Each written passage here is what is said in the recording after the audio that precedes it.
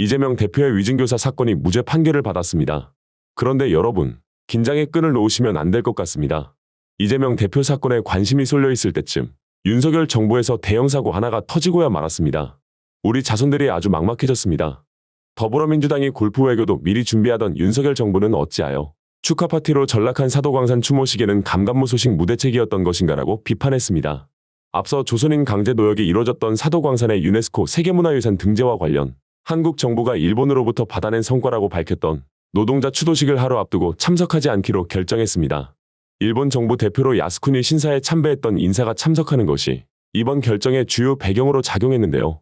황정화 민주당 대변인은 이쯤 되면 단순한 외교적 무능을 넘어 친일 매국 정부의 치밀한 계획이 아닌지 의심스럽다며 이같이 밝혔습니다.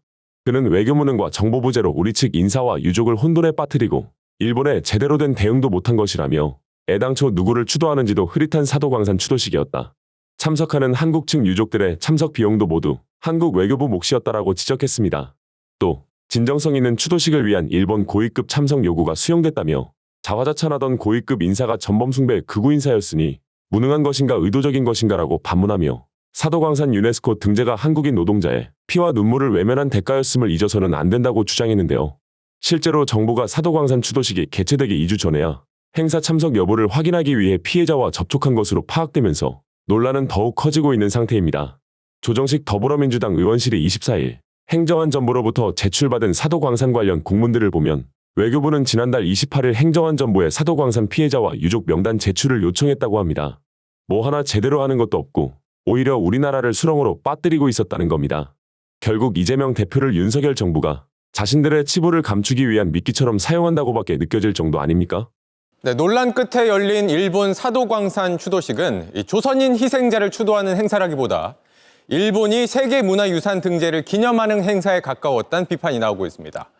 유족들은 오늘 사도광산 인근 야산에서 가해자 측은 빠진 상태로 따로 추도식을 진행했습니다. 네, 추도식은 사도광산에서 1km 떨어진 기숙사 터에서 진행이 됐는데요. 이름 없는 야산 정상 부근에 있는 장소였습니다. 지금은 터만 덩그러니 남아 그 마련된 제사상이 좀 서글프게 느껴질 정도였습니다. 추도식은 어제 일본 측이 거부한 희생자 묵념으로 시작됐는데요. 박철희 주일대사는 강제 동원이었다는 점을 분명히 했습니다. 사도광산에 강제로 동원되어 가혹한 노동에 지쳐 쓰러져간 한국인 노동자분들의 영령에 머리 숙여 깊은 애도를 표하며 유가족분들의 마음에 조금이라도 위로가 될 수 있기를 간절히 소망합니다. 추도식을 조용히 지켜보던 유가족들은 헌화를 하고 나오며 눈물을 훔쳤습니다. 추도식이 끝난 뒤엔 기도를 올리거나 망자를 향해 말을 건네는 모습도 볼 수 있었습니다. 저희도 소회를 묻고 싶었지만 한국 외교부가 유가족이 극구 반대한다며 취재 일체를 막아서 입장을 들어볼 수는 없었습니다. 한국 정부와 그동안 정중한 의사소통을 해왔다면서 추도식은 민간단체로 구성된 집행위원회가 개최했다는 점을 애써 강조했는데요.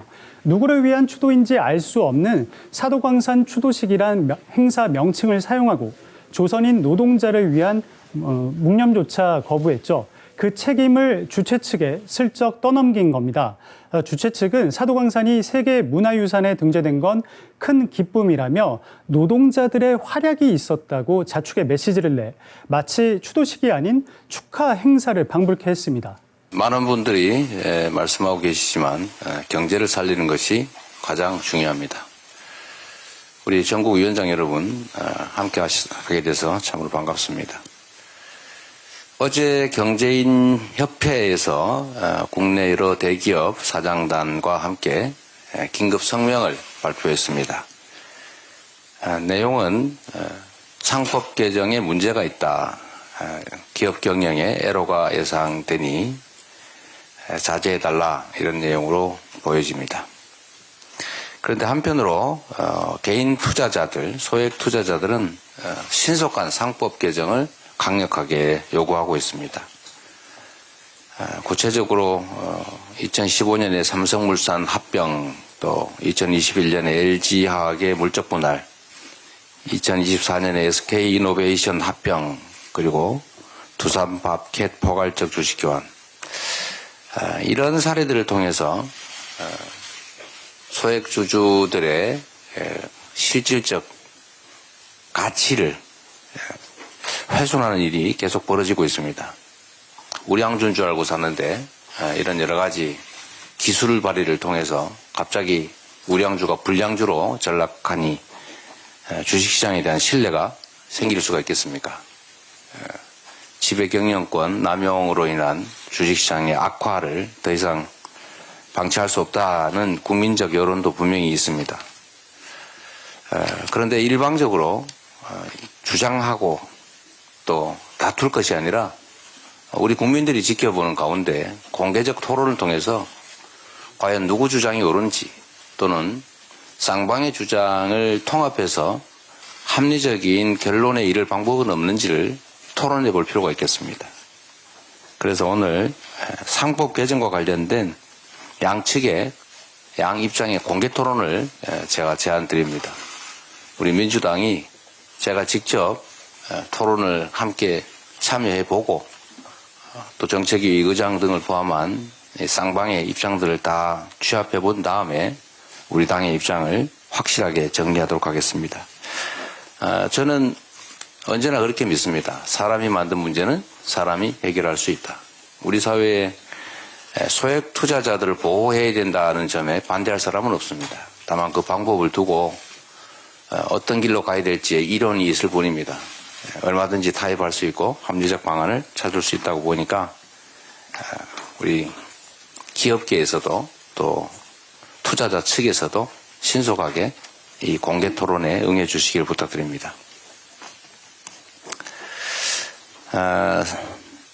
삼권 분립, 이것은 민주공화국 대한민국의 가장 중요한 기본 질서입니다.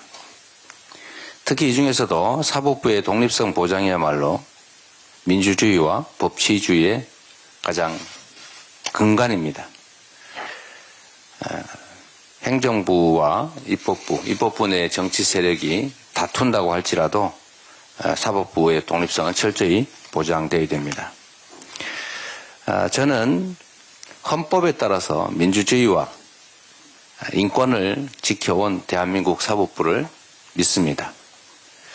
한때 조봉암에 대한 판결, 인혁당 사건 판결, 김대중 내란 음모 사건 판결처럼 흑역사도 없지는 않았지만 민주주의 체제가 수립된 이후, 소위 민주화 이후에는 이 모든 사건들에 대해서도 사법부의 재심 판결들이 있었습니다.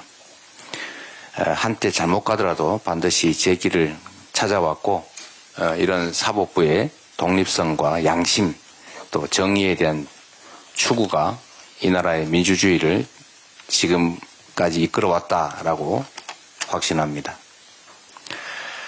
실제적으로 보더라도 지금 문재인 정부에서도 이 무도한 검찰들이 2018년 12월에 저를 4건의 허무맹랑한 사건으로 기소한 바가 있습니다. 여러분이 이제는 어쩌면 잊어버렸을지도 모르겠는데 제가 멀쩡한 친형을 강제 입원시켰다는 회개한 있지도 않은 사실을 가지고 저를 기소했습니다. 그뿐만이 아니라 대장동 개발에서 5,503억 원을 벌었다라고 제가 주장하고 공고문에 실었다는 이유로 왜 벌었다라는 과거 표현을 썼냐. 아직은 100% 들어온 건 아니고 들어오는 중 아니냐. 라고 하는 이런 회개한 이유로 과거형 표현을 문제 삼아서 기소했습니다. 그뿐만 아니라 왜 억울하다고 말했느냐. 검사 사칭 사건에 대해서 유죄 판결이 났음을 인정했다고 해도 아무 소리 말아야지. 누명 썼다. 억울하다. 이렇게 말한 것 자체가 허위사실 공표다. 이래가 또 기소하지 않았습니까? 무려 2년 동안 제가 저 법정에 끌려다녔지만 잠깐의 우여곡절을 거쳐서 결국 사필 규정해서 제자리를 찾아준 것도 대한민국의 사법부였습니다. 또 작년에 여러분들께서 다 기억하시겠지만 터무니없이 구속영장을 청구하고 더불어민주당 자체에서도 그 전열이 무너져가지고 국회가 체포동의안을 가결하는 구속해도 좋다라고 하는 국회의 입장 표명이 있었지만 역시 구속영장 기각을 통해서 제자리를 잡아준 것도 사법부였다는 말씀을 드립니다. 제가 수십 년 법조인으로 종사해 왔지만 그 수천 건의 사건을 처리하면서도 상식과 법리에 명백하게 어긋나는 그런 결론이라고 하는 것은 제 기억으로는 거의 손에 꼽을 정도에 불과했습니다. 법관은 독립되어 있습니다. 그래서 법관들마다 다른 판단을 내릴 수가 있습니다. 그래서 3심제가 있습니다. 고등법원, 대법원이 있는 이유가 바로 그것입니다. 제가 현실의 법정이 2번 남아있다라고 말씀드렸던 이유기도 합니다. 판결에 대해서 비판할 수 있습니다. 잘못된 건 잘못됐다고 말할 수 있는 게 또 민주주의입니다. 정당한 의견 표현입니다. 그러나 이를 벗어나서 사법부 전체를 싸잡아 비난하는 그런 일들은 바람직하지 않다라는 말씀을 드립니다. 양심적이고 정의감이 투철한 유능한 법관들이 훨씬 더 압도적으로 많다 이 말씀을 드린 바입니다.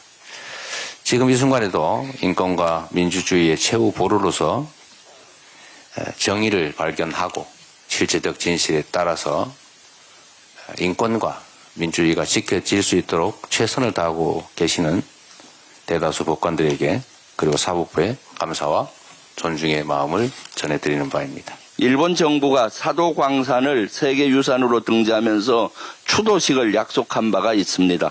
그러나 이번 주말에 예정된 추도식은 민간 행사로 격이 낮아졌습니다. 일본 정부가 약속했다면 정부가 주관해 추도식을 치르는 게 상식적이고 책임 있는 모습입니다. 게다가 강제징용에 대한 반성이나 사과도 없습니다. 이런 일본의 정부의 태도는 역사적 진실을 외면하고 강제징용 피해자와 그 유족의 아픔을 무시하는 처사입니다. 매우 유감입니다. 이런 일본 정부의 태도에 아무 말 못하고 있는 윤석열 정권은 도대체 어느 나라 정부입니까? 중요한 건 일본의 마음, 중일마 때문입니까? 윤석열 정권이 강력한 외교적 대응으로 항의하지 않는다면 중일마 발언은 실수가 아닌 진심이라는 걸 다시 한번 입증하는 것이라 다름없습니다. 민주당은 일본 정부의 역사 왜곡과 반성 없는 태도에 대해 강력히 규탄하며 윤석열 정부의 적극적인 문제 해결을 촉구합니다. 오늘 준비한 소식은 여기까지입니다. 영상이 유익하셨다면 구독과 좋아요를 한 번씩 부탁드리겠습니다. 민주시민TV는 언제나 여러분과 함께하겠습니다. 시청해주셔서 진심으로 감사드립니다.